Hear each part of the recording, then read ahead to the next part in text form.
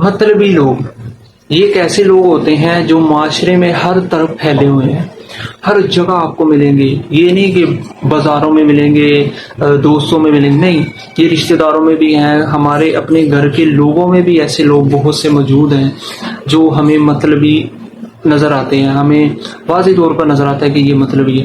मैं बहुत से लोगों को ऐसे देखता हूँ जो हमारे रिश्तेदार ही होते हैं, ठीक है ना, या मोहल्ले के मोहल्लेदार होते हैं, दोस्त अहबाब होते हैं, ठीक है ना। माशरे के लोगों को मैं देखता हूँ कि जब उन्हें किसी चीज़ की ज़रूरत होती है ना, तो वो भाग कर हमारे पास आ जाते हैं, हमसे मुलाकात करते हैं, सलाम दुआ करते हैं, पास बैठते हैं, बातचीत करते हैं, हमारा हाल हवाल पूछते हैं, घर वालों के बारे में पूछते हैं, ठीक है ना। जब उन्हें किसी चीज़ की ज़रूरत होती है, ठीक है, तो फिर वो हमसे चीज़ लेने आ जाते हैं, मांगते हैं, और हम कहते हैं ठीक है जी, हम आपकी ज़रूरत को पूरा कर देंगे, ठीक है। वो बड़े खुश होते हैं, बड़े अच्छे अंदाज से हमसे बातचीत करके हमसे सलाम दुआ लेकर चले जाते हैं, और फिर दोबारा घर जाकर भी राब्ता करते हैं, हम हमारा हाल हवाल पूछते हैं, ठीक है। लेकिन जैसे ही वो हमारी तरफ आते हैं, दोबारा आते हैं, किसी चीज़ का ज़रूरत के बारे में सवाल करते हैं कि हमें इस चीज़ की ज़रूरत है, लिहाजा हमें आप हमारी बात सुने, हमारी इस ज़रूरत को पूरा कर दें। हम उनकी ज़रूरत पूरी नहीं करते, हम कहते हैं यार मैं अब आपकी ज़रूरत पूरी नहीं कर सकता, लिहाजा मेरे खुद के हालात ठीक नहीं है, या मेरी जेब में इतने पैसे नहीं है, मैंने घर वालों की भी ज़रूरतें पूरी करनी है, मैं आपकी ज़रूरत नहीं पूरी कर सकता।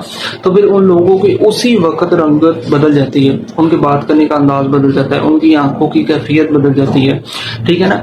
ये होते हैं मतलबी लोग। इन लोगों को इस बात से कोई सरोकार नहीं है कि किसी ने अगर हमारी एक दफ़ा हेल्प कर दी है, अब हमें उनके बारे में अच्छा गुमान रखना चाहिए। ये ऐसे लोग नहीं होते, ये मतलबी लोग होते हैं।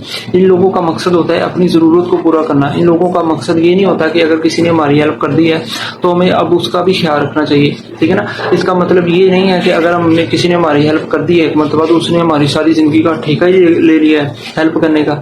इन लोगों का मकसद ये होता है कि यार एक दफ़ा हेल्प कर दी है, दूसरी दफ़ा भी करे, तीसरी दफ़ा भी करे, चौथी दफ़ा भी करे।